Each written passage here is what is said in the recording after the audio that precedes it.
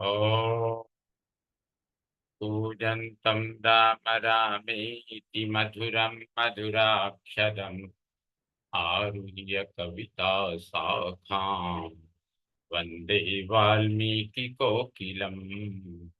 वाल्मीकिर्मुनिसिंहस्य कवितावनचारिणः शृण्वन् रामकथानादं को न याति परां गतिम्। यः पिबन् सततं रामचरितामृतसागरम् अतृप्तस्तं मुनिं वन्दे प्राचेतसमकल्मषम्। गोष्पदीकृतवरीशं मशकीकृतराक्षसं रामायण महामालारत्नं वन्दे नीलात्मजम्। अञ्जनानन्दनं वीरं जानकी शोकनाशनं कपीशमक्षहन्तारं वन्दे लङ्का भयङ्करम्।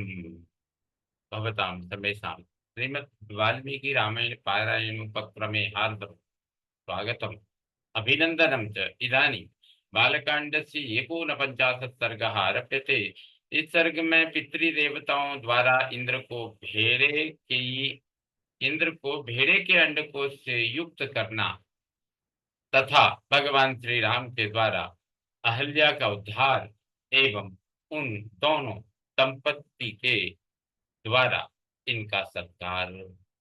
अफलस्तु ततः सक्रो देवानग्निपुरोगमा अब्रवीत्रस्तनयनः सिद्धगंधर्वचारणान्। तदनंतर इंद्र अंडकोश से रहित होकर बहुत डर गए। उनके नेत्रों में त्रास छा गया। वे अग्नि आदि देवताओं, सिद्धों, गंधर्वों और चारणों से इस प्रकार बोले। कुर्वता तपसो विघ्नं गौतमस्य महात्मनः क्रोधमुत्पाद्य हि मया सुरकार्यमिदं कृतम्। देवताओं, महात्मा गौतम की तपस्या में विघ्न डालने के लिए मैंने उन्हें क्रोध दिलाया है। ऐसा करके मैंने यह देवताओं का कार्य ही सिद्ध किया है। अफलोस्मि कृतस्तेन क्रोधात् सा च निराकृता तापमोक्षेण महता तपोस्यापहृतं मया। मुनि ने क्रोध पूर्वक भारी शाप देकर मुझे अंडकोश से रहित कर दिया और अपनी पत्नी का भी परित्याग कर दिया। इससे मेरे द्वारा उनकी तपस्या का अपहरण हुआ है। तन्मां सुरवरा सर्वे तन्मां सुरवरा सर्वे तरसि संघातचारणा सुरकार्यकरं योऽयं सफलं कर्तुमर्हथ। यदि मैं उनकी तपस्या में विघ्न नहीं डालता तो वे देवताओं का राज्य ही छीन लेते। अतः ऐसा करके मैंने देवताओं का ही कार्य सिद्ध किया है। इसलिए श्रेष्ठ देवताओं, तुम सब लोग ऋषि समुदाय और चारण गण मिलकर मुझे अंडकोश से युक्त करने का प्रयत्न करो। सतक्रतोर्वचः श्रुत्वा देवासाग्निपुरोगमा पितृदेवानुपेत्याहुः सर्वे सह मरुद्गणैः। इंद्र का यह वचन सुनकर मरुद्गणों सहित अग्नि आदि समस्त देवता, कव्य वाहन आदि पितृदेवताओं के पास जाकर बोले। अयं मेषः सवृष्णः शक्रो ह्यवृषणः कृतः मेषस्य वृषणौ गुह्य मेषस्य वृषणौ गृह्य शक्रायासु प्रयच्छत।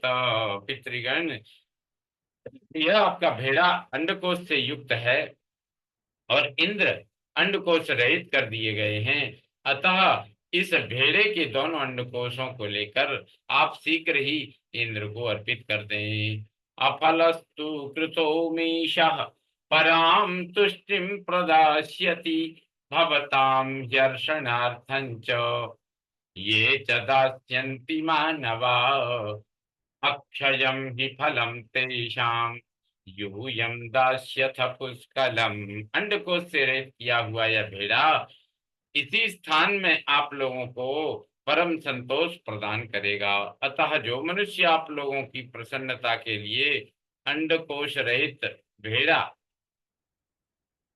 दान करेंगे, उन्हें आप लोग उस दान का उत्तम एवं पूर्ण फल प्रदान करेंगे।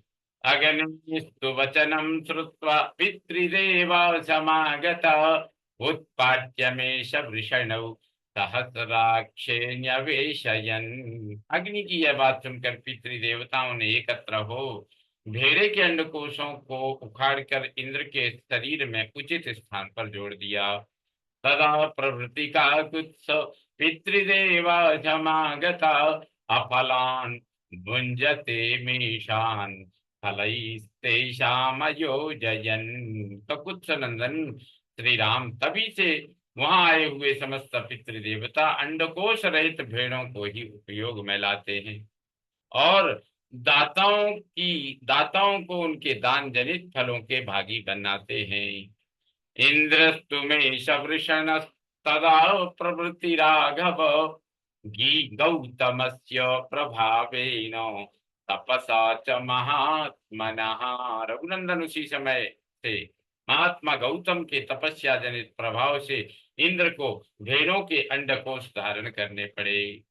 तदा गच्छ महातेज आश्रमं पुण्यकर्मणः कारयैनां महाभागाम् अहल्यां देवरूपिणी। महातेजस्वी श्री राम, अब तुम पुण्यकर्मा महर्षि गौतम के इस आश्रम पर चलो और इन देवरूपिणी महाभागा अहल्या का उद्धार करो। विश्वामित्र वचः श्रुत्वा राघवः सह लक्ष्मणः विश्वामित्रं पुरस्कृत्य आश्रमं प्रविवेशः।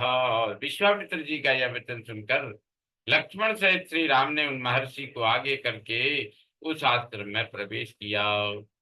ददर्श च महाभागाम तपसा द्योतित प्रभां लोकैरपि समागम्य दुर्निरीक्ष्याम सुरासुरैः। वहां जाकर उन्होंने देखा महासौभाग्यशालिनी अहल्या अपनी तपस्या से देदीप्यमान हो रही हैं।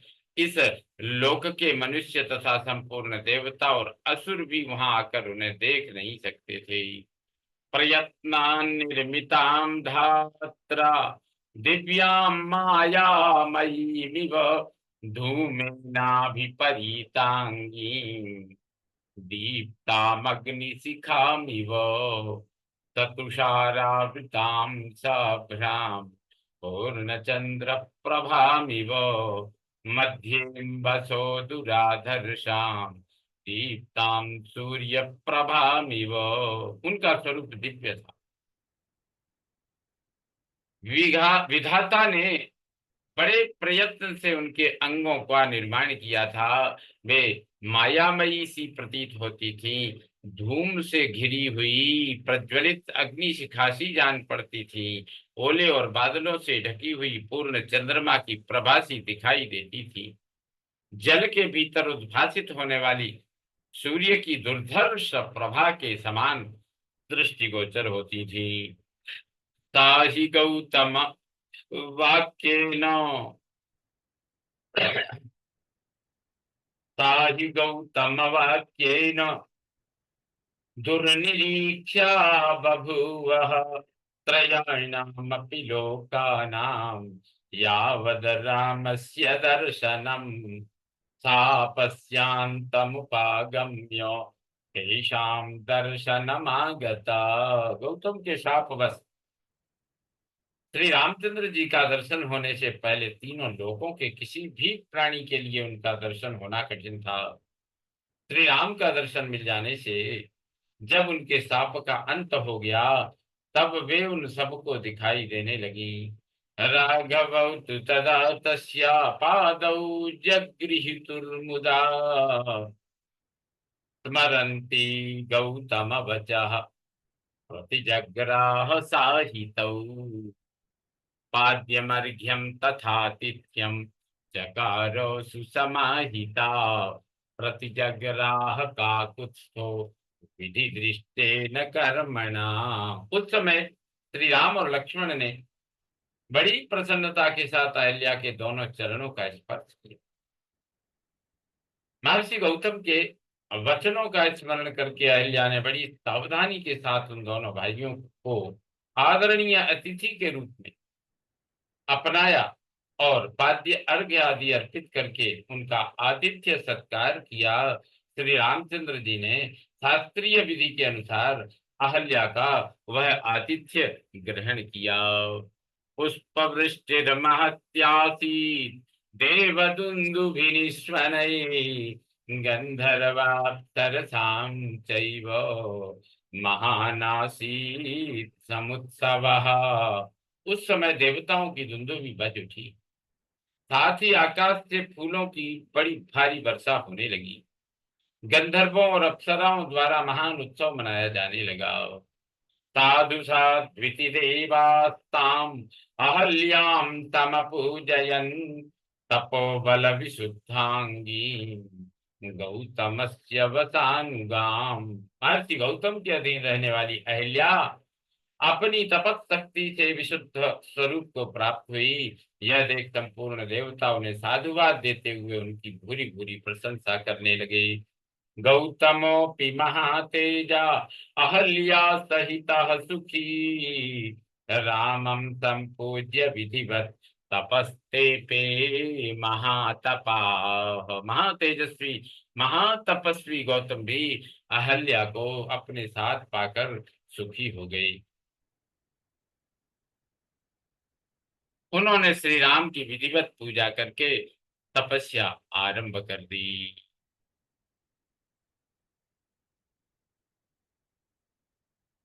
रामोऽपि परमां पूजां गौतमस्य महामुने सकाशात् विधिवत् प्राप्य जगाम मिथिलां ततः।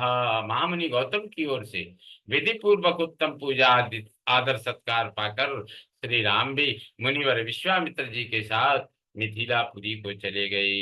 इत्यार्थे श्रीमद् रामायणे वाल्मीकि आदि काव्ये बालकांडे एकोनपञ्चाशत् सर्गः सम्पूर्णतां याति। ॐ पूर्णमदः पूर्णमिदं पूर्णात् पूर्णमुदच्यते पूर्णस्य पूर्णमादाय पूर्णमेवावशिष्यते। ॐ शान्ति शान्ति शान्तिः। सर्वे भवन्तु सुखिनः सर्वे सन्तु निरामयाः सर्वे भद्राणि पश्यन्तु मा कश्चित् दुःखभाग् भवेत्। ओम शांति शांति शांति। श्री रामचंद्रो विजयते तदाम।